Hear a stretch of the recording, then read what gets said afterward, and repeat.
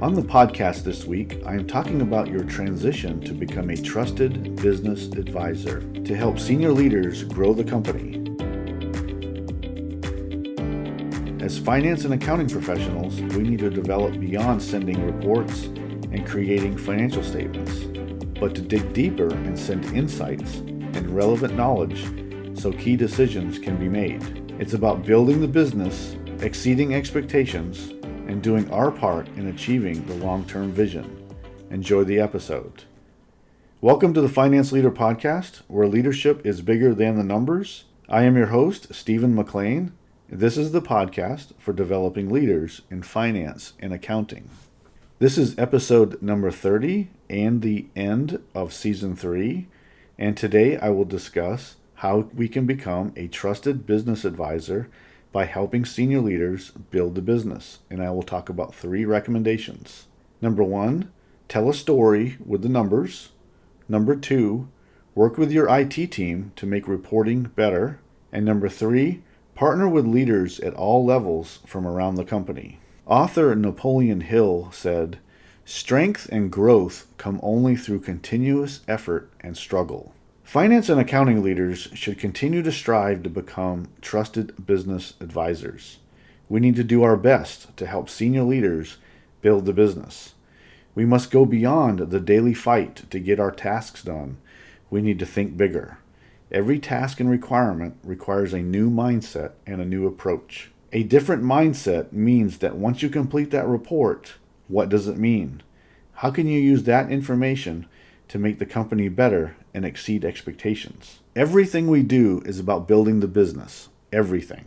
I want you to approach every meeting, every discussion, and every piece of analysis with growing your influence to talk about how to make the business better. Every number you talk about is a story. It's not only about what happened, but also what could happen. Become a storyteller. Talk about the possibilities. Translate your numbers into the language of your audience. Every number you talk about represents people, it represents potential, and also represents the company's vision. I challenge you to grow into the role of leader as trusted business advisor to push the organization to do better, to achieve the impossible, and to help senior leaders to even see what they can't see. Finance and accounting leaders often possess critical insight that others do not. In the numbers reside reality, what you did and what you didn't do. On this forum, I want to go beyond our usual function to real leadership, to real impact, to make a difference, to influence leaders from around the company to achieve the vision and achieve the strategy. I want you to become more than the person who punches the clock every day. I want you to become a leader who changes the culture for the better, who helps to grow the business. This takes strong leadership and strong leaders who think differently. I want you to embrace the role as advisor, not just someone who produces reports and analysis to get someone off your back, because that mentality produces bad work and it produces complacency. It produces information that doesn't help. It produces the routine and the mediocre. You may be dealing with multiple requirements at the same time, which then allows no to little time to do real thinking to find insights. This is a multiple level leadership failure. And you probably don't have the right tools to do your job. And the team culture is probably lacking in real substance. It's not just about producing numbers, it's about what those numbers mean and how we can work together to build the company. Doing the same work every day is nothing but complacency. It's mediocrity that will run you aground, and it will destroy your experience, and it will not help you advance in your career and to become a better senior leader than probably what you see already. How can we do better? You can get to a place where your voice influences positive change and other leaders will want to listen to you. You get the opportunity to guide others to greatness. Now, I want to talk about 3 recommendations that I have for you to help you shift to become that trusted business advisor. Now, number 1 is to tell a story with the numbers. Now, on a few episodes ago, on episode 28, I talked about monthly close and also encourage you to tell a story with the close slides. Every number is a story. I want you to learn the skill of telling stories about the numbers. Do your best to help senior leaders understand the performance of the business and understand what really happened behind those numbers. We often don't have enough time to do this right. We do exactly what we did last month. We put a table or a graph on the same slide. We move on. We change the numbers that may be in the notes at the bottom, or we change some numbers, we change something in the title because we have too many requirements and not enough time to think. We need to find more opportunities to save time so we have more time to think and more time to talk with others about growing the business. We often don't have the right tools to give us more time to do this analysis and to think properly. And then this leads me to the next recommendation. Number 2, you need to work with your IT team to automate and produce better outputs. This is a time-saving recommendation. You need to partner with your IT team and find out what they can do. Find out what the possibilities are with the tools that they have. You may be able to use some capacity and some tools that you don't realize, or they don't even realize that they have, to program or develop routine reports so that you as an analyst or analyst on your team don't have to waste time producing, formatting, and going in and pulling the same data that you do every month or every week. It is possible, working with your IT team, that you can program this and then have it automatically be submitted to you in an email or go into an application and just request the data and it's there. It's possible. I want analysts to spend their time analyzing and not just formatting and not cutting and pasting, but doing real analyst work, figuring out what happened, partnering with others, partnering with people who own the metrics and figuring out what happened behind those numbers. Now, I realize not all IT systems are the same. Every company has something different. Maybe yours isn't very robust, and maybe you don't have a data warehouse. But investigate. Figure out what you do have. Find that IT person who knows really what's going on with the systems that you have. And then try to go into and exploit all the possibilities. Find out what that IT system can really do. Find out every possible way that you can help save yourself time by creating automated reports that you're using all the time, so you don't waste your time doing that, but you spend more time in figuring out what really happened. Now, I was spoiled in the Pentagon with an amazing IT team and a great data warehouse. We often could get routine reports programmed, so it was one tap of a button to get a detailed report along with the current data and also charts and tables so that it was easy to add to a presentation. It saved so much time. We didn't waste time every time creating the same report. Tapped a button and we got a PDF and the data in an Excel and we just had it. And we could just add it to our presentation and we could start figuring out what these numbers really meant. Now, can you get this level of support? Probably not, but you can ask and you can find out what your IT team can do. Probably no one has asked them. Ask them what they can do and how they can make your job easier. I'm sure that there's someone on the team that can help you figure out how to maximize the systems that you do have to make your job a little bit easier. Number 3 is to partner with leaders at all levels around the company. Now, I talk about this often in the episodes. I believe that you need to be making connections throughout the company so you can advise and influence. Continue to build trust with leaders. Find out what the pain points of the leaders you are talking with, and then address what kind of metrics they are using. Be careful about taking on something you can't do. You want to advise. You want to help them understand their numbers, understand how to maximize their budget, and figure out how their metrics affects the profit and loss statement. And with this insight, you can help senior leaders to do their job better. This is a relationship building recommendation, so you can advise how department leaders can meet their goals. And again, to maximize their budget and to see how they can achieve the metrics that they are responsible for. We are educating others when we partner with senior leaders and department heads and other managers. I believe in reaching out across the company to improve what we are doing. I liked partnering with those leaders of the metrics I was responsible for to really dig into the processes. What do these metrics really mean? How do they change?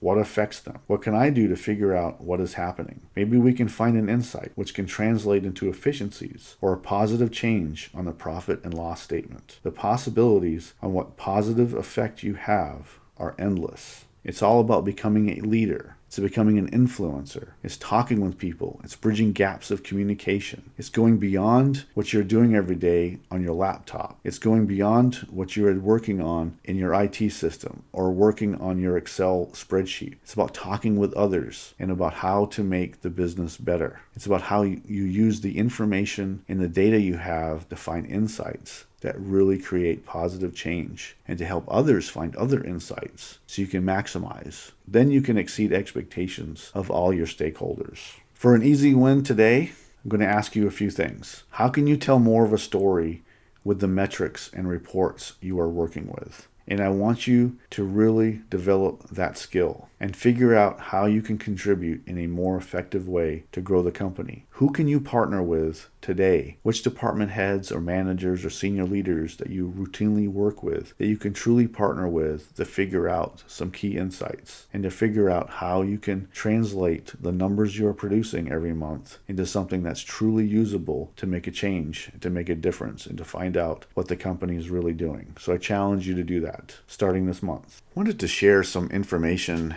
that I saw, and that there was a news report by CBS News that highlighted a study and a survey done by the organization called WorkHuman, and they found that during the pandemic that only 49% of managers had shown appreciation for their teammates. And I was really surprised by that we're not showing more appreciation for our team while we're going through a very tough time, especially during those first couple of months when we were totally locked down in a quarantine, not allowed to really go anywhere, not allowed to do anything. We're trying to figure out how to even get groceries, how to even entertain ourselves, how to deal with children at home, and every other challenge about being in a confined space and very limited opportunities to do anything that we were normally used to. And I'm still surprised by this 49%. That means that only half are really getting showed any kind of appreciation for the work that they're doing, even during this very challenging time. The other part of the news report that was shared said that 64% of workers said that they would work harder if they were shown appreciation. So I think we're missing an opportunity to show some appreciation. It doesn't have to be false or fake appreciation. I'm really challenging you to look at what your team is doing and address the things that they're doing well. And you'll be surprised, and going to be challenging you as managers of teams, as leaders, as senior leaders, to really look at what the things your team is doing in all these challenges. And I think you're missing out on some opportunities to really build up your team. All reminds me that we still have a long way to go. It's still going to be a while before we get back to what we used to call normal. We have a lot to go through. There's still some challenges that we're facing. There's a lot of social issues that our world still needs to face and needs to come up with solutions. In the next few weeks, we are facing a presidential election in the United States, which is going to have a lot of ramifications and issues going into the future. And the result of that election is going to bring about a number of changes, no matter which way it goes. So I'm asking you as leaders out there is that to get more involved with your team, even if you've gone back in the office. And I know that some companies have made a decision to get back in the office, or they have sent some teams into the office. Some teams will probably stay remote and they won't get back into the office. But I'm just asking you as leaders is that to get involved and find out how your team is struggling. And that includes struggling with the children and their schooling and any kind of relationship issues they may be having. And you don't have to get too deeply involved in the issues, and just kind of gauge and see what kind of issues your teammates are having, because your company probably has some wellness programs. I've talked about this before. Your company probably has some programs that your teammates can probably tap into and probably can help them out a little bit with some of the struggles that they're having. You don't have to get too personal. I know some people like to keep that distance and they don't like to share very personal information. But I think as leaders, I think we have a responsibility to ensure that our teammates are doing okay, trying to maximize the best they can in the situation that they're dealing with. And you don't have to get too deeply involved. at your one-on-one, you can start to gauge whether people are having some problems, and then you can match them up to a resource that your company may have. I think it's the minimum that we can do. I believe that as leaders, we need to get more involved, and we need to really show care and concern for our teammates, because what they do on their personal life and what affects them in their personal life does affect them on their work life. And I believe that when you do start to pursue and ask your teammates for issues that are bothering them when they're away from work, that's an investment that will come back to you while they are working on a project for you and a project for the company. And I think it will give you incredible dividends later. So encouraging you to really invest in your team to make sure that they have the resources that they do, including mental health resources, because I think it'll just make the entire team better and the organization better. I have a free guide for you. It's called the Leadership Growth Blueprint for Finance and Accounting Managers.